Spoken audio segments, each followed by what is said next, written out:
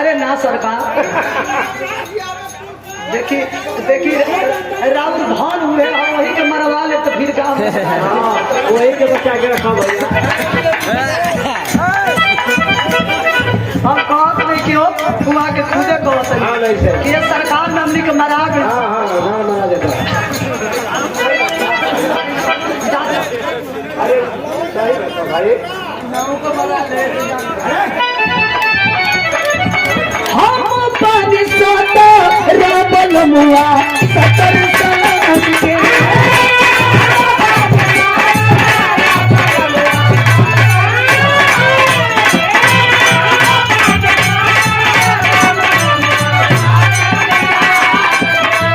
भौजी रे जिंदगिया राजी खाता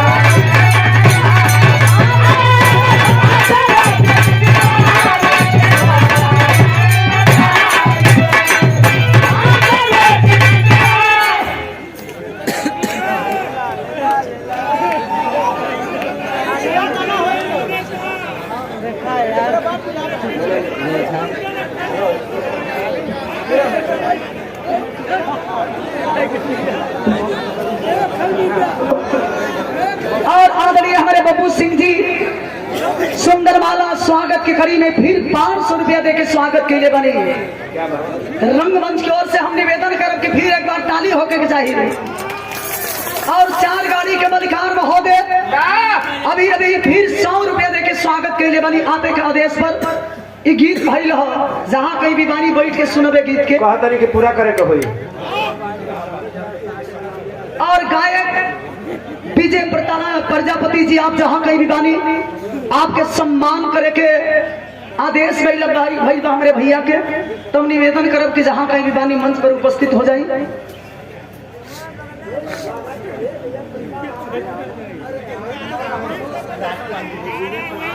राजपाल जी बीडीसी सदस्य महोदय गरला के पावन धरती से सुंदरमाला 100 रुपए देके स्वागत के लिए बनी। प्रणाम बाप के। और आज के मालिक महोदय हमने की आजे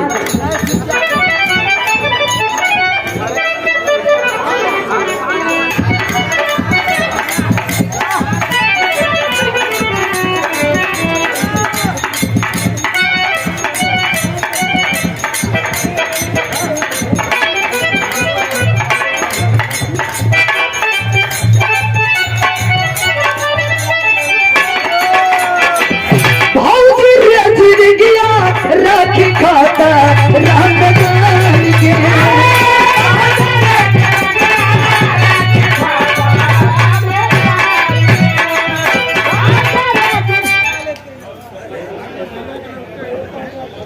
विजय राज प्रजापति का हमने विवाह कराया 8 बार कराया है। और इनका देन है कि मीरा मूर्ति और ओम प्रकाश यादव का विवाह हुआ है।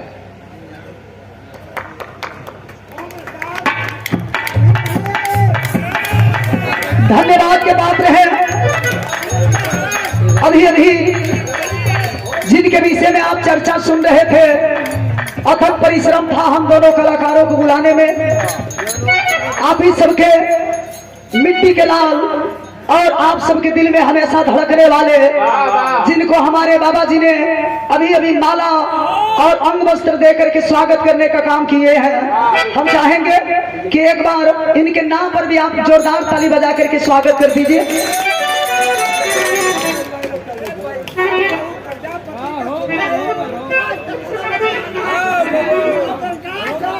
हमारे भैया विजयराज प्रजापति जी सुंदरमाला सागर 200 रुपया देके स्वागत के लिए बड़ी बहुत बहुत प्रणाम। समय बहुत ज्यादा हो रहा है। आइए राखी खाता राम के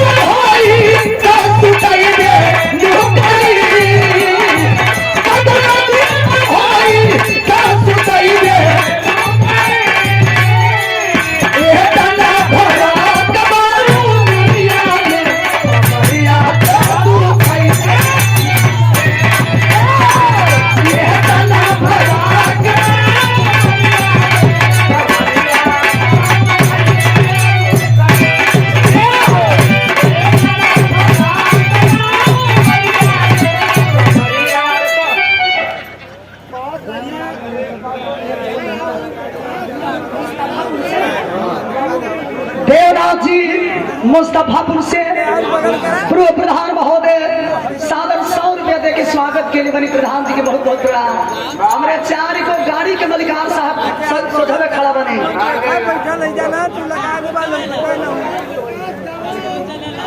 और हाई देखी फिर 100 रुपया देके स्वागत के लिए बनी। अब कम से कम इहो सबके तनी ध्यान दी। हमारे साहब गुड्डू यादव जी मलिकार महोदय बहुत बहुत प्रणाम। मात्र 2 से 3 मिनट हमारे बिरहा रही गिलता। अब इहो कहा गई तो ले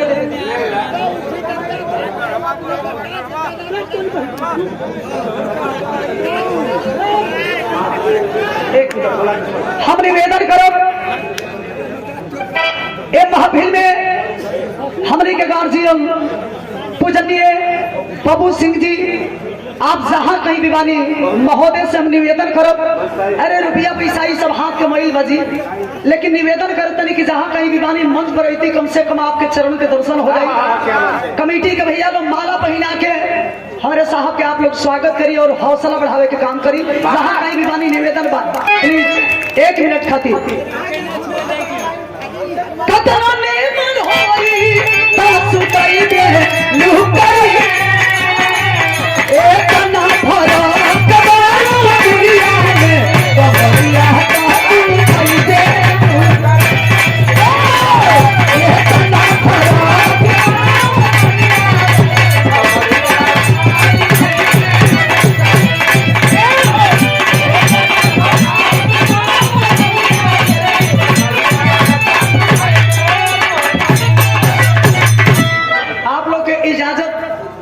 हम चाहते नहीं साहब आ गई नहीं। एक बार सारा लोगन कमरे साहब के नाम पर ताली बजे के चाहिए।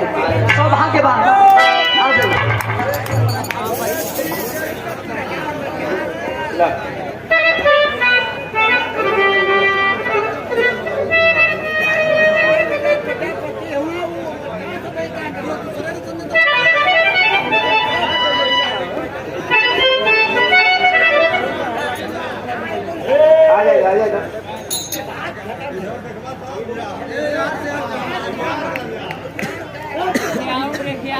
चलो मजवा रिकॉर्डिंग लगा दे।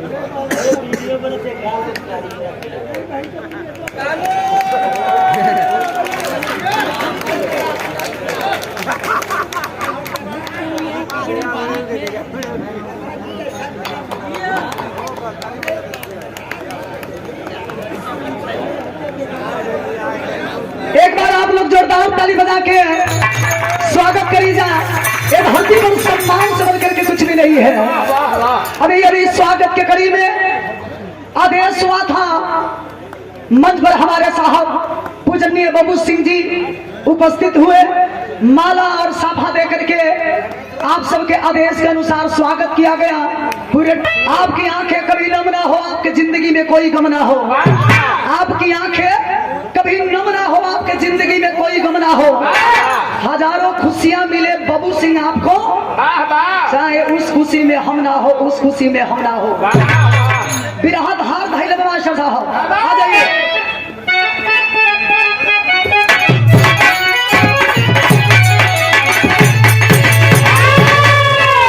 तो के रोज कहे कि मीरा के चढ़े उतरे वाली आदत नहीं खे। के हो यही तोरे मास्टर के। का करूं मास्टर के जान ले बुकाए रतिया में। पहला नंबर तब मीरा मूर्ति जल्दी चढ़ेली ना, और चढ़ेली तब मीरा के उतरे का आदत नहीं खे। अरे भैया इनकर जान लेबू हो। हम आदमी के बात नहीं के कहत, हम पर्दा के बात करी। अच्छा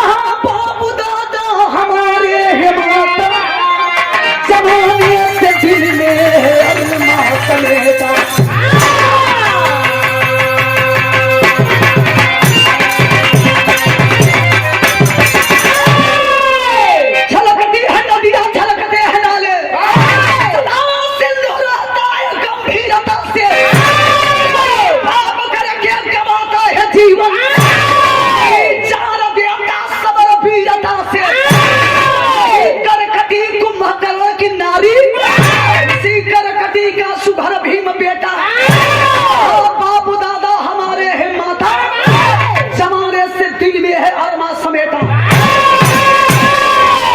बिरहा में कवि जी हमारे गजल के अंदाज लिखलन बहादुर।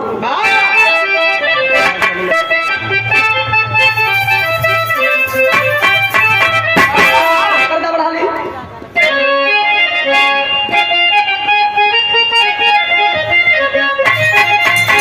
अरे बजा दे श्याम, अरे बजा दे श्याम बसुरिया तो मजा आ जाए।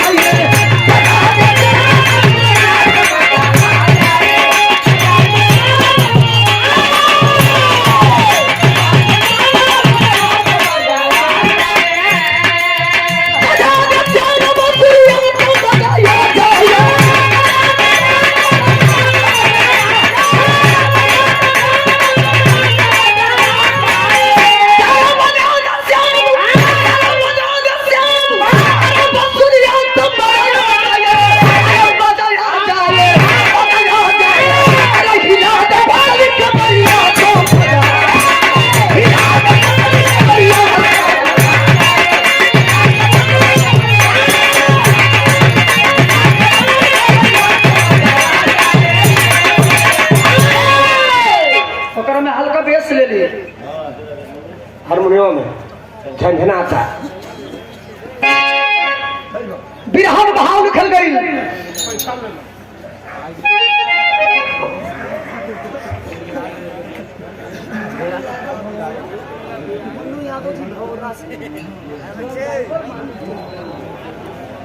मुन्नू यादव जी भौरवा के पावन धरती से हमारे ट्रक के मालिक साहब भौरा के पावन धरती से मलिकार महोदय, भगवान करके एगो ट्रक बा तो आपके ट्रक के लाइन लग जा। चार गो बानो चिंता मत करी दरिद्र बाबा, 8 गो आपके ट्रक के लाइन लगे हो। और जब 8 गो खरीदाई तो मीरा मूर्ति ओम प्रकाश जी का जरूर बोलाई। बिरहा के अंदर भाव निकल गई। अरे लाज से अरे लाज से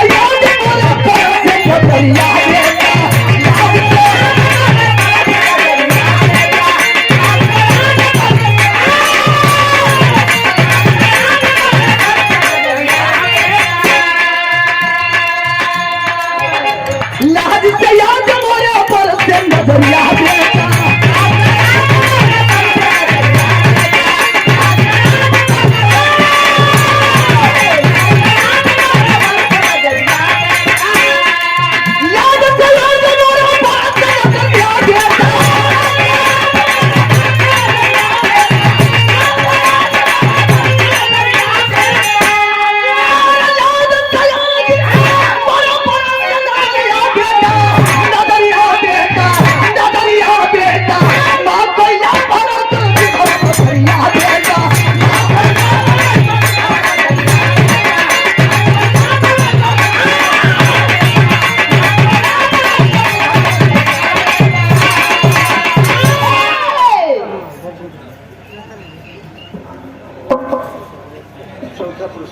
चौथा पुरस्कार 500 रुपया के दे के स्वागत के लिए बनी आदरणीय बबलू जी रंगमंच के तरफ से और पूरी टीम की तरफ से आपके चरण छू के प्रणाम। सौभाग्य बा कि आप जैसे महान हस्ती बैठ के बिरहा सुनतनी तरह बाबा की कृपा आप सब पर बनल रहे। अच्छा बाबू सिंह जी, सॉरी बाबू सिंह जी, ये 5वां पुरस्कार देने वाली सादर 500 रुपया के ऐसे ही आपके दैत्रा बाबा बनौले रहे।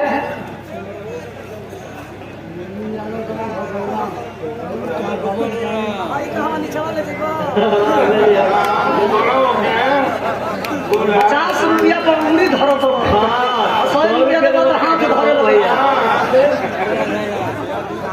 भभौरा के बावन धरती से नावे बा भभौरा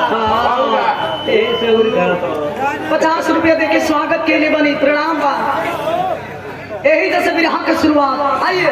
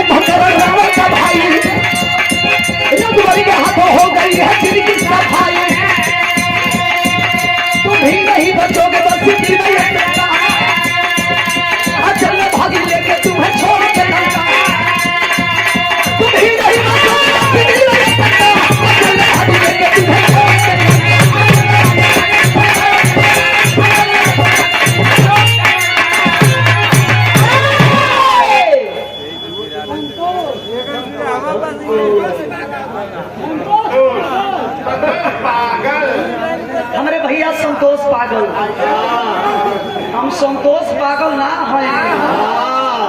मारो बहुत बहुत बहुत प्रणाम। अब बैठ जाइए भैया, बैठ जाइए। तनी मनी बिरहा सुने वाला भैया लोग बिरहा पर ध्यान दे। जब भगवान राम और रावण में लड़ाई हो रही थी, लोग बतावलन कि रावण के खानदान में कोई दिया मारने वाला नहीं बचा था, लेकिन 1 लाख बेटा 1.25 लाख नाती, ताई घरे दिया नवाती। लेकिन आज इस विरहा से हम साबित करेंगे कि उस परिवार में एक बेटा जिंदा था। कुंभकर्ण का भाई जिसका नाम बताया गया, जे भी बगल से बोला था हल्ला ना होके, जैसे कि डिस्टर्ब हम होता नहीं। रावण का भाई जिसका नाम बताया गया कुंभकर्ण, कुंभकर्ण के दुल्हन के नाम बतावल गई करकटी। करकटी का एक बेटा था, जिस बेटे का नाम बड़ा प्यार से रखी है भीम से। महाभारत वाला भीम ना। लड़ाई जारी रहल। करकटी समझ गई कि अगर लड़ाई के मैदान से अपना बेटा के लेके नहीं जा, इस लड़ाई के मैदान में मेरा बेटा भी मारा जाएगा। माई अपने लाल के बचावे खातिर और लड़ाई के मैदान से निकल के लेके भाग चली। कहीं जान के दिन बितावे लगली, लेकिन वह बेटा जब भीमसेन जवान हुआ, एक दिन माई से सवाल कैलस की माई हो देखे नहीं दुनिया के माई अपने मांग में सिंदूर लगावेली। दुनिया के माई मांग में सिंदूर लगावेली। मैं लड़का अपने बाप के याद करेलन, लेकिन हमार बाप और हमारे खानदान के लोग बड़न कहा। करकटी कहती है कि बेटा बताना उचित नहीं समझ रही हो, इसलिए कभी नादान हो, नादान हो, बताना उचित नहीं समझ रही हो, लेकिन बताना पड़ेगा। मेरे मांग के सिंदूर मिटाने वाला कोई और नहीं बल्कि भगवान राम है। दुनिया के लोग जिसे भगवान कहते हैं, और राम ने मेरे मांग के सिंदूर को मिटा डाला। इतना बतिया सुनत देरी लगल, शरीर के खून खौलत देरी। भीमसेन गुस्सा में लाल हो गई कि दुनिया में जिया तब बाप के मर्यादा बचाई, भगवान राम के गर्दन काटल। उठाए के तलवार चलन तब बिरहा में तर्ज लिखे के पड़ल बहादुर।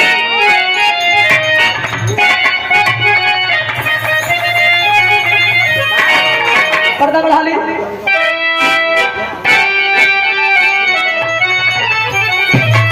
पहले के जमाना में तर्ज के हमारे चाचा दादा लोग आई, अरे माता हो लाला नवा देगा,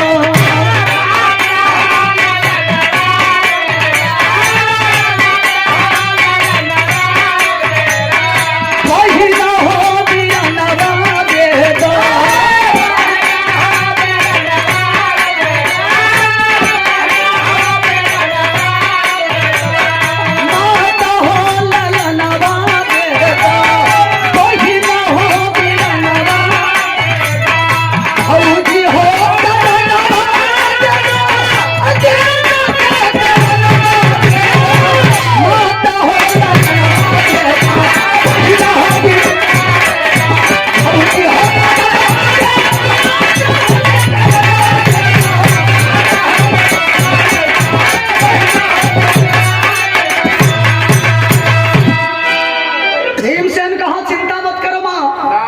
इस धरती में बेटा वही लायक होता है जो बाप के मर्यादा को बचा ले। भगवान राम की गर्दन इसी तलवार से काटूंगा। जब तक ले भगवान राम के गर्दन तलवार से काटन ना, तो हर बेटा दूध की कसम खाता तोरे सामने शकल ना दिखाई। उठाए के तलवार जब मारे चलन तब भाव निकल गई।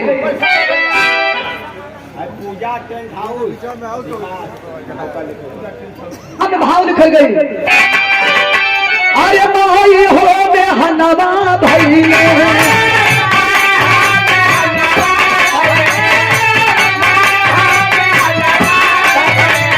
ना हो तो जनमवा भैले,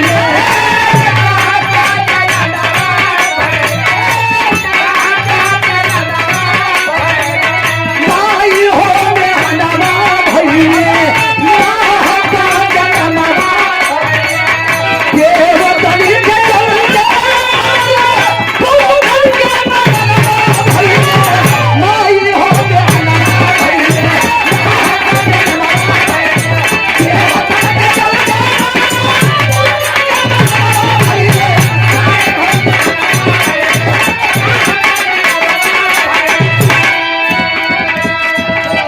भगवान राम को मारना है तो दिमाग का इस्तेमाल करना होगा। सरकटी कहती है बेटा नादान हो नहीं मार पाओगे। कहा चिंता मत करो, लोग कहते हैं कि शेर का बेटा शेर होता है। बात के करीब बात से मेरा वादा करता हूँ कि भगवान राम की गर्दन काट के ही वापस आऊंगा। लिखना पड़ा क्या?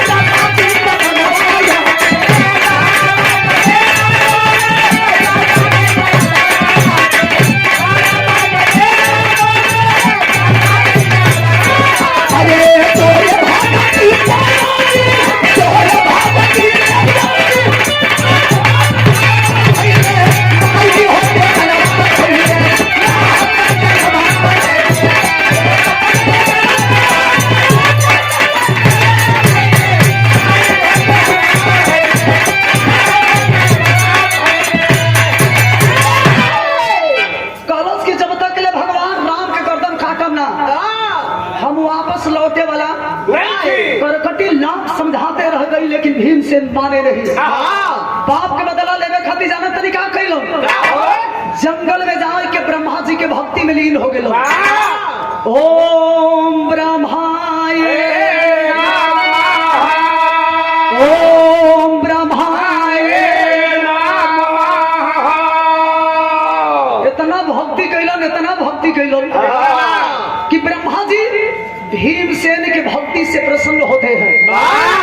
एक रोज ब्रह्मा जी प्रकट भइलन, भीमसेन को आवाज देते हैं कि बेटा हम तुम्हारे भक्ति से प्रसन्न हैं, वरदान मांग ले बेटा। मांग ले बेटा। बेटा कहाँ चाहिए तो के वरदान मांग ले, कहाँ चाहिए तो के।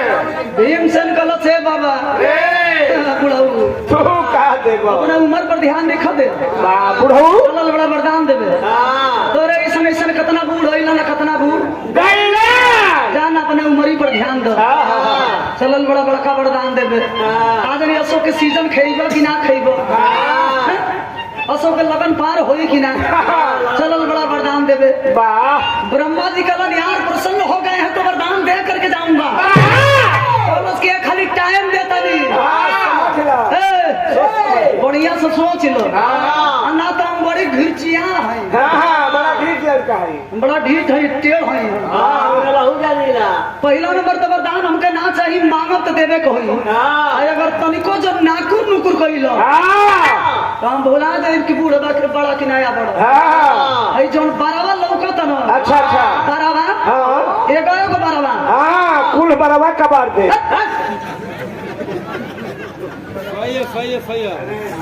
हर बार के अलग अलग कीमत। अरे मोछ दाढ़ी कपार सब पूरा मत बोलो।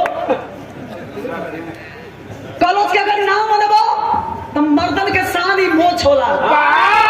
एगो एगो मोछिया के बरवा ही दरिया के बरवा उखाड़ ले। अरे ये तो साफा चट हो गया। जायदा ईद गना बिरहा में तर्ज बदल गिर बहादुर।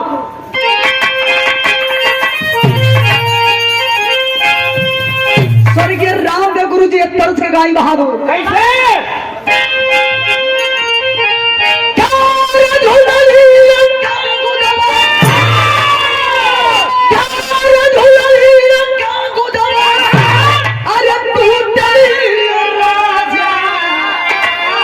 जवनिया गड़िया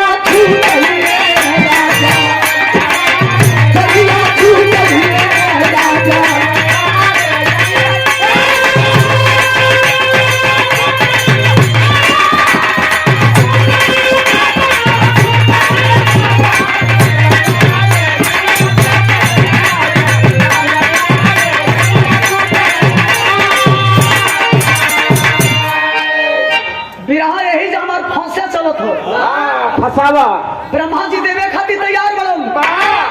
अब भीमसेन कहो तो उनके खाली फिर सोच लो, ऐसा मौका ना मिली। वरदान मांगब तो देवे कही, ना देव तो हम ई ना जानब कि लड़का बड़ा कि बूढ़ बड़ा। वादा के मुताबिक मैं बार उखाड़ लेते। वरदान का मंगलस का हो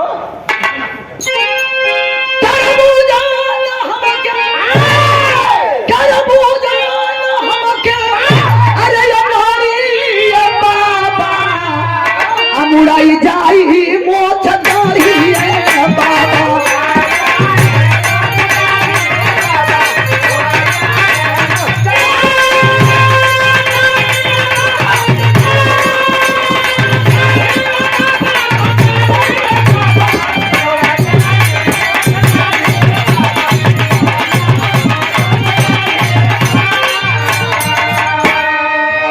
आदरणीय हमरे ये करेजा बांक के करेजा हो, सबके अंदर ठठे के शक्ति हो। हाँ, सब तेज सियारे बैठल बा पैसा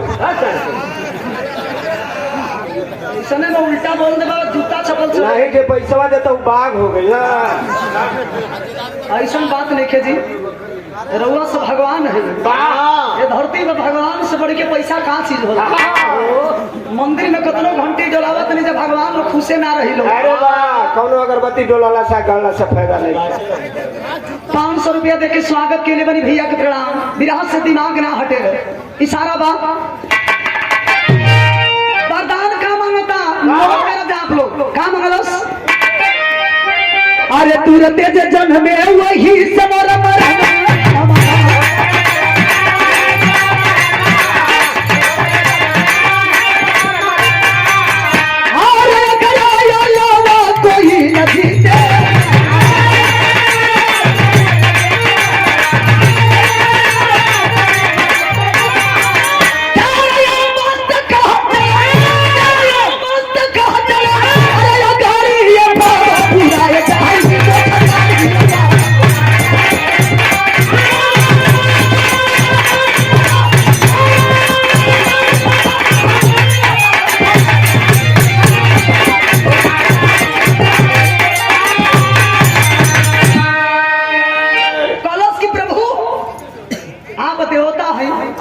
वरदान देवे खातिर तैयार बनी ना, तो वरदान ही है हमके चाहिए भैया हो।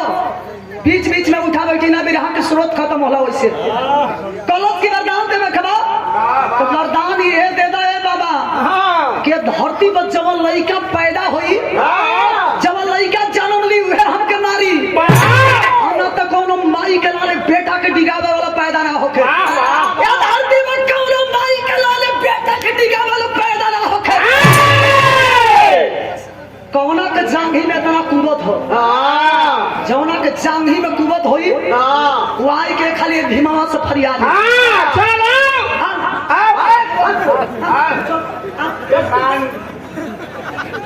अबे फरियाद कलश की है वरदान दे दो के धरती में जब लड़का पैदा होखी वह हमके मारी।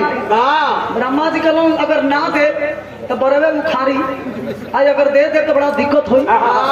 मजबूरी में इंसान जब फंस जाला तो वो करे लगे जब जब ना सोचले रहेला। कुल करे के मजबूर होकर ब्रह्मा जी कहलो जाओ वरदान देता हूँ ऐसा ही होगा। वरदान पागल तो लगल दे ही तोड़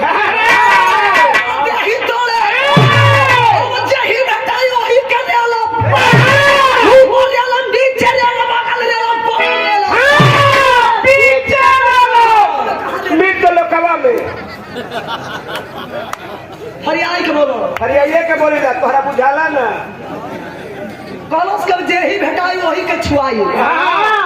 भगवान राम के ही मजाल कि हमरे बाप के मुआ दिहलन, हमके अनाथ बना दिहलन, माई के मांग के सिंदूर के मिटा दिहलन। ए धरती पर जिंदा रह तो भगवान राम के मारो और बाप का मर्यादा बचाई। आज जब बाप का मर्यादा बात में ना दे सकलो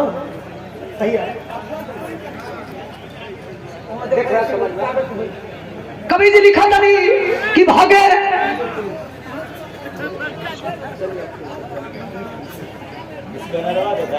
कभी जी विरहा में भाव लिखा नहीं।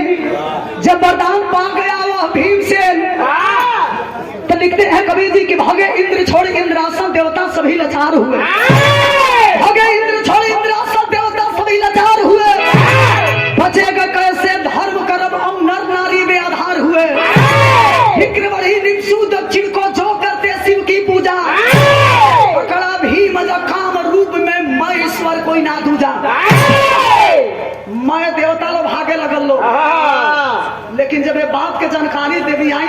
गल हो बाबा देवियाई आओ देवता लोग के मेहरारू देवियाई सोचा था लोग कि देवता लोग के तो खाली लकेदत हो हाँ ये तो गलवा के का गारंटी हो हाँ ये निष्ठनिया के हाँ कब का करी कब का करी कोनो गारंटी ना हाँ उल्टो लटका दे देवी आई लो भागे लगल लो भेटाई के शंकर भगवान का बहुत बड़ा भक्त जिसका नाम था सुदक्षिण राजा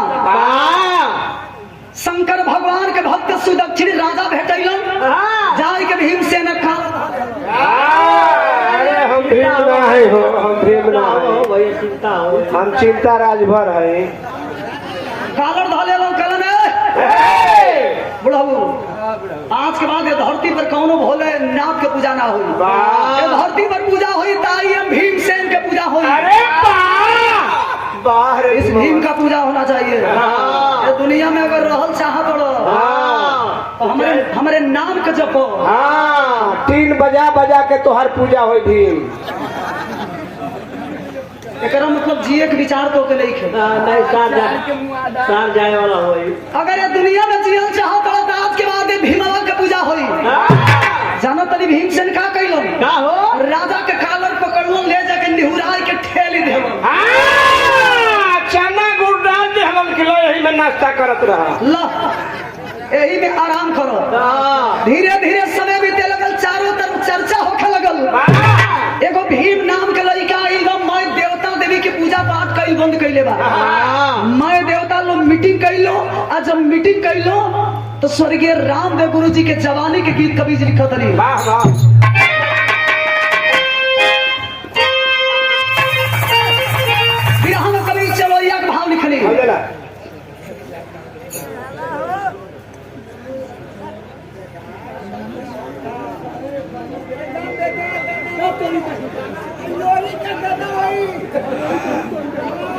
मुन्नू यादव जी भभौरा के पावन धरती से सादर 101 रुपया देके स्वागत के लिए बनी आपके फरमाइश बा हम बनी 17 बलमुआ 4 बार हो गई हम बनी 17 बलमुआ 23 साल के अरे वाह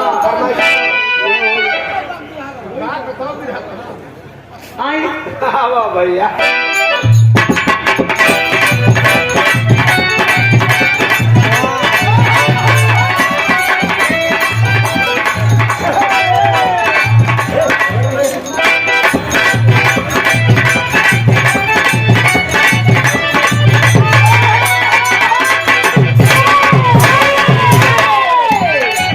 तोहरे नचला पर चाचा अब 23 साल और 17 साल ना लगी लगेबू तोहरे नचला पर देखा तुरंते सेटिया देता नहीं हम पानी साता रबल मुआ 70 साल के हम पानी साता रबल मुआ 70 साल के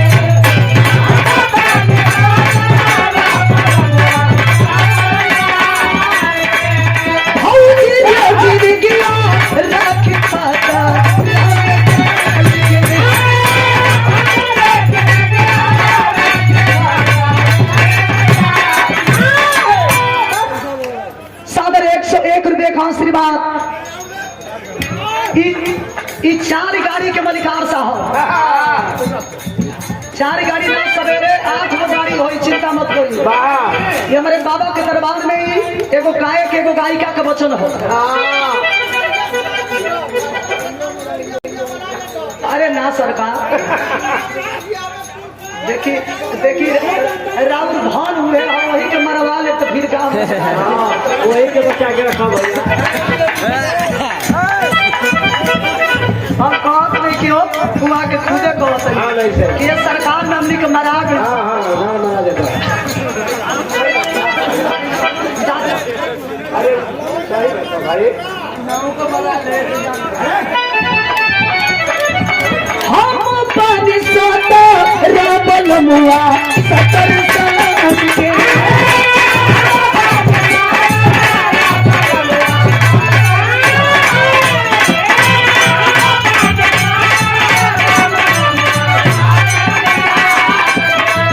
भौजी रे जिंदगिया राखी खाता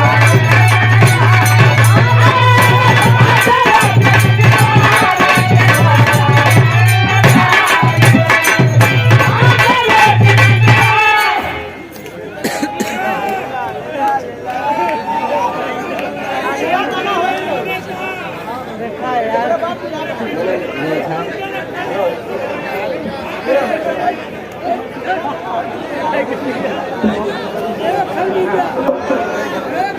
आदरणीय हमारे बब्बू सिंह जी सुंदरमाला स्वागत की कड़ी में फिर 500 रुपया देके स्वागत के लिए बनी। रंगमंच की ओर से हम निवेदन करब कि फिर एक बार ताली होके चाहिए।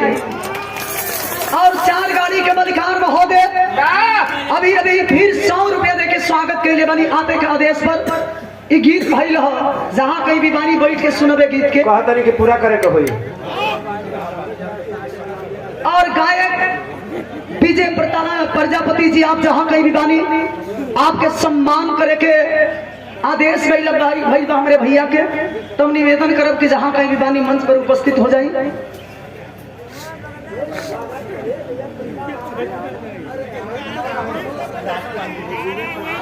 राजपाल जी बीडीसी सदस्य महोदय गरला के पावन धरती से सुंदरमाला 100 रुपये देके स्वागत के लिए बनी। प्रणाम बाप के। और आज के मालिक महोदय हमने आदे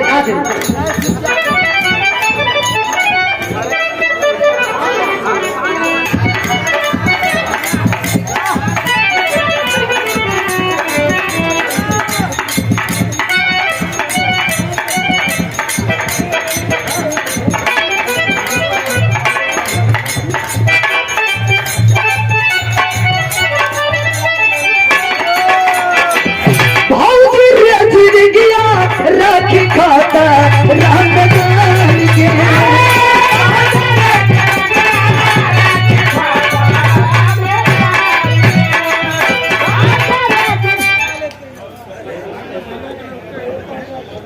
विजय राज प्रजापति का हमने विवाह कराया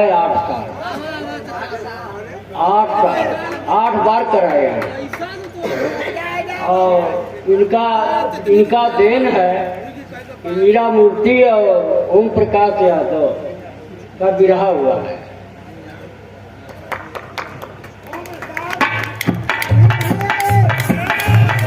धन्यवाद के पात्र है।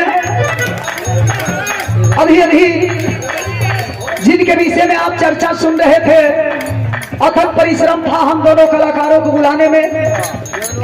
आप ही सबके मिट्टी के लाल और आप सबके दिल में हमेशा धड़कने वाले, जिनको हमारे बाबा जी ने अभी माला और अंग वस्त्र देकर के स्वागत करने का काम किए हैं।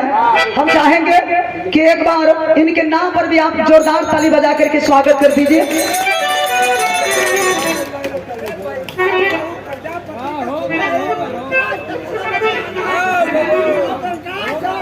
हमारे भैया विजयराज प्रजापति जी सुंदरमाला सागर 200 रुपया देके स्वागत के लिए बड़ी बहुत बहुत प्रणाम। समय बहुत ज्यादा हो रहा है।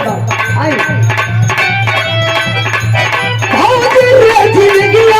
राखी खाता रंग के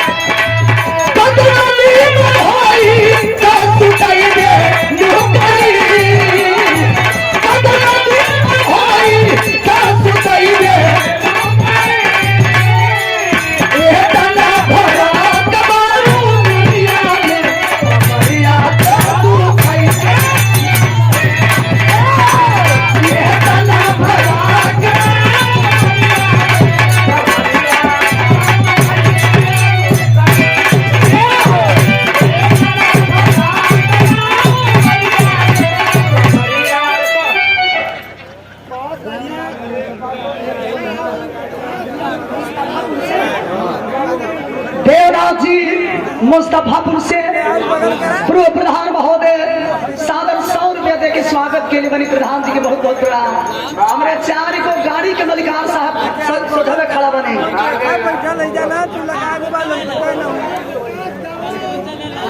और हाई देखी फिर 100 रुपया देके स्वागत के लिए बनी। अब कम से कम इहो सबके तनी ध्यान दी। बिरहा बिगड़ी हमारे साहब गुड्डू यादव जी मलिकार महोदय बहुत बहुत प्रणाम। मात्र 2 से 3 मिनट हमारे बिरहा रही बिल्ला अब इहो कहा गई तो ले ले।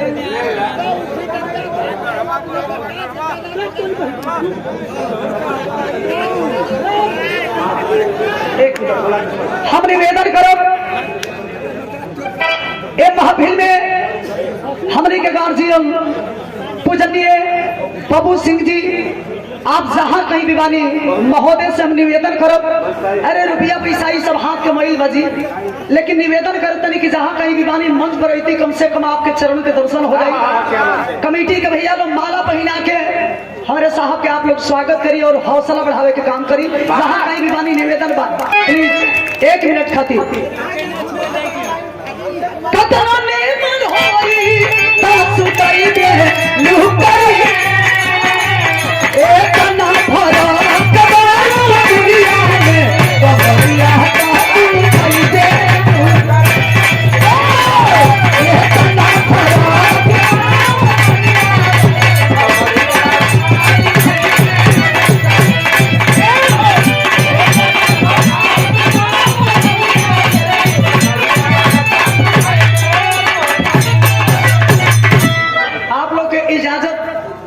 हम चाहते नहीं साहब आ गई नहीं।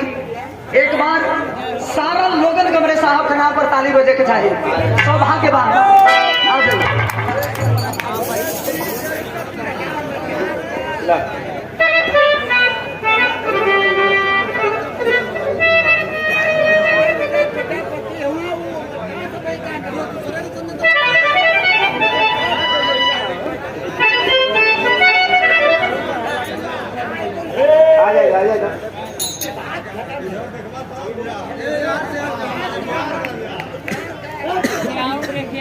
थोड़ा मजा रिकॉर्डिंग लगा दे।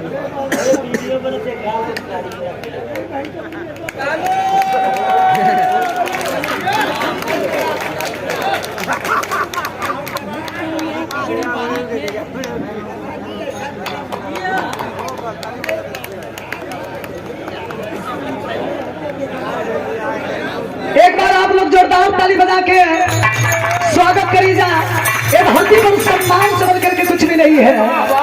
अभी स्वागत के कड़ी में आदेश हुआ था मंच पर हमारे साहब पूजनीय बाबू सिंह जी उपस्थित हुए। माला और साफा दे करके आप सबके आदेश के अनुसार स्वागत किया गया। पूरे आपकी आंखें कभी नम ना हो, आपके जिंदगी में कोई गम ना हो। आपकी आंखें कभी नम ना हो, आपके जिंदगी में कोई गम ना हो। हजारों खुशियां मिले बाबू सिंह आपको, चाहे उस खुशी में हम ना हो, उस खुशी में हम ना हो। बिरहा धार धैल मास्टर साहब आ जाइए।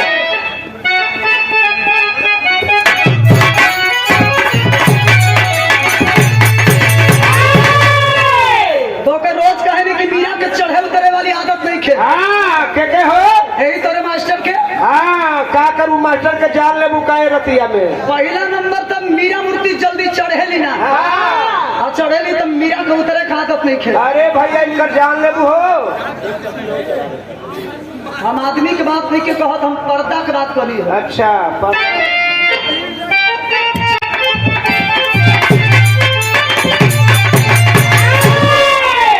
स्वर्गीय रामदेव गुरु जी जवानी के तर्ज के गाई कैसे। अरे बोरी उमर के भरी लचकनिया, बोरी उमर के भरी लचकनिया, बोरी उमर के भरी लचकनिया, बोरी की गति हुई लचकनिया, गति हुई लचकनिया।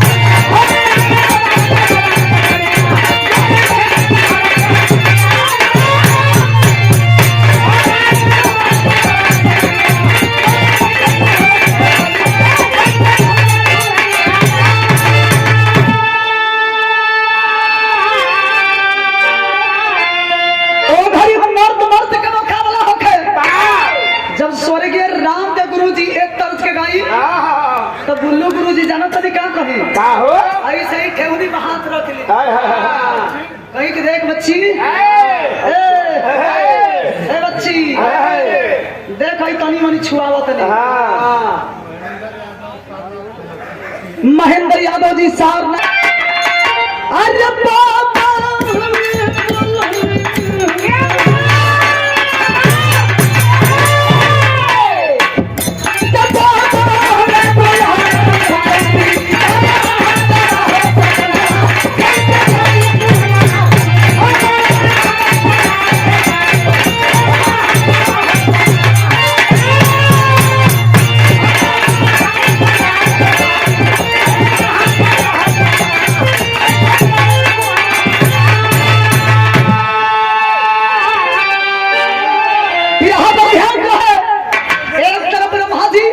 और दूसरे तरफ सारे देवता लोग मीटिंग बनाए हुए हैं। तो लिखना पड़ा क्या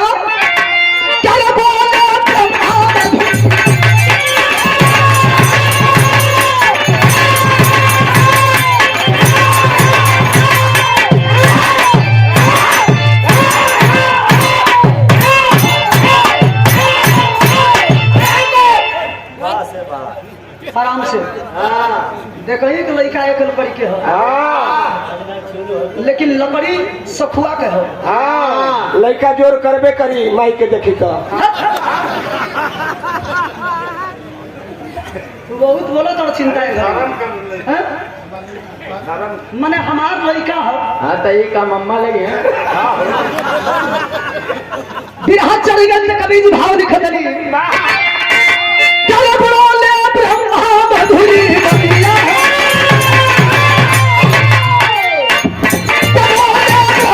मधुरी बनिया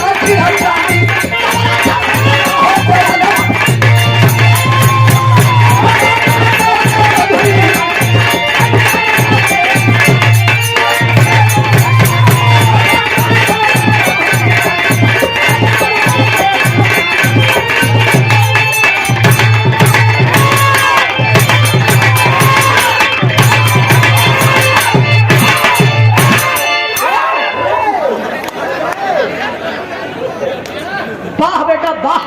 हाँ वही तरह बेटा के सहकावत तो जवनो बतवनो निकाल ले। अरे तो मामा जान जो काट ले जेकर माई खुदे शेरनी होके ओकर बेटा ऐसा ना होके तो फिर बेकार हो। हाँ सतवासा है ना भाईवा के 6 महीना निकाल दे होगा। हमारा लड़का का सतवासा कही के हौसला मत तोड़ो। हाँ माने हमारे 6 महीना में फेंक जा अब ये सुनो लड़का खिसिया की बात कुछ बोली ब्रह्मा बोले मधुरी बनिया भैली हमारा से नजरिया दुनिया के बरसरिया ना हमसे पाई बोले पकड़ लिए शिवदानी जल में भक्त सुदक्षिण सानी कैलो हम अजाई के सुदक्षिण राजा के कालत पकड़ ले हम। वाह वाह बादाम हो चिड़िया बादाम हो कि बादाम भैया भैया भैया भैया बाद में आप आके बाद में बोल ले बिरहा हमार यही जब सब समाप्त बा तुरंते हमारे देवता लोग मीटिंग कई लोग गलती के कई ब्रह्मा जी कलन सरकार हमारे से गलती हो गई। भोलेनाथ समझ गए के धरती पर गलती भले कोई करे लेकिन गलती करे वाला के सर हमेशा झुका रहेला। भोलेनाथ समझ गए रात के समय में भक्त सुदक्षिण राजा के सपना देखौलो मेरे प्रिय भक्त हो तो जाओ माटी के शिवलिंग बनाओ और माटी के शिवलिंग बना करके जेल के अंदर ही मेरे नाम के जाप करो। जैसे दुनिया के लोग आज हमारे बाबा के पूजा करो तनी जेल के अंदर ही माटी के लिए शिवलिंग बना करके भीमसेन गोपाल बाबा मैनपुर। गोपाल बाबा मैनपुर के पावन धरती से 100 रुपया दे के स्वागत के लिए बनी प्रणाम बा। हाई देखिन माटी के जब शिवलिंग बना के पूजा करे लगलो जानकारी मिल गई भीमसेन के पहले का 4 लाइन अल्लाह लिखल गई।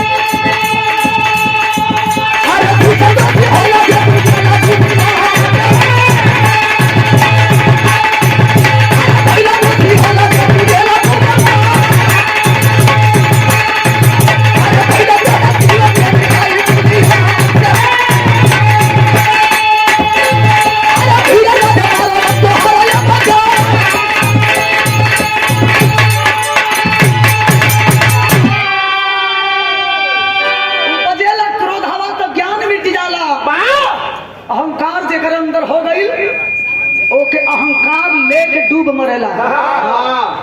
इंसान के अंदर अहंकार ना होके के चाहिए। सुदक्षी राजा पूजा तो करे लगलन जानकारी मिलल भीमसेन के उठौलन तलवार चरब और राजा के गर्दन काटो लेकिन मारे से पहले सोचा तलन कि राजावा की गलती नहीं की गलती तो भोलेनाथ के बाद जेकरा से पूजा ले तलन पहले भोलेनाथ के मुआई भोलेनाथ की मुगला के बाद राजा के गर्दन काटो। बिरहा के आखिरी भाव खड़ी लिखल गई।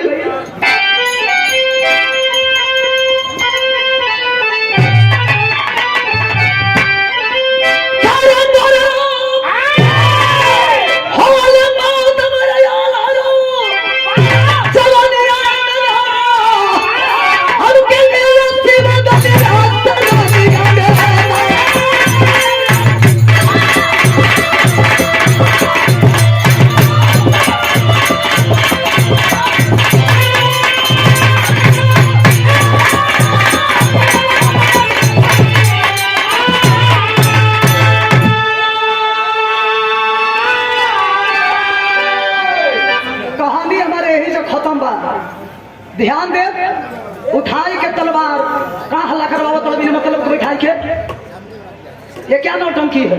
शांति भैया शांति। उठाई के तलवार सुदक्षिण राजा के बाद में मारो पहले भोलेनाथ के शिवलिंग के खंडित करो।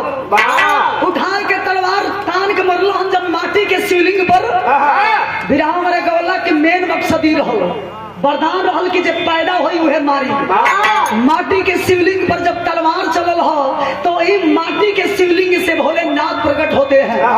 भोलेनाथ की उत्पत्ति हुई और जहां स्थापना भइल भोलेनाथ के उस जगह के नाम आज भी आप लोग जानत नहीं। सावन के महीना में लाखों लोग जाते हैं बोलबम जल ढारने के लिए। वही समय वो लिंग के नाम पर भीम शंकर लिंग कह रहा है कि मैं मरने वाला हूँ। भोलेनाथ आप तो मुझे मार ही डालोगे। लड़ते लड़ते भोलेनाथ आसमान में जाते हैं और ऊपर से छतिया पर बैठ के जब रेला तो नीचवा लेके लगन धीरे धीरे धसा दे। बोल बोल बड़ा पेनहा कर ले बोल अब रेली की छोड़ी रेल की आपका छोड़बा चलो उसके काम मुआवला के मरला के मारो चलो हम तो मरिए जाइब लेकिन एगो काम करो मरे से पहले वरदान दे दे के धरती पर दुनिया के लोग आपके नाम के लेवे से पहले हमारे नाम के ले जानत नहीं जाए धरती पर एकादशी के व्रत कब से लोग करे लगलो। एकादशी के मेला कल रहल। ये धरती पर जब भीम शंकर लिंग की स्थापना हुई तभी से दुनिया के लोग भीमसेनी एकादशी के व्रत करने लगे। आगे भीम और बाद से शंकर भीम शंकर लिंग की स्थापना भीम शंकर लिंग की स्थापना हुई और ये धरती पर दुनिया के लोग एकादशी के तबे से व्रत करे लगल। एकादशी के व्रत कैला से पाप कटेला।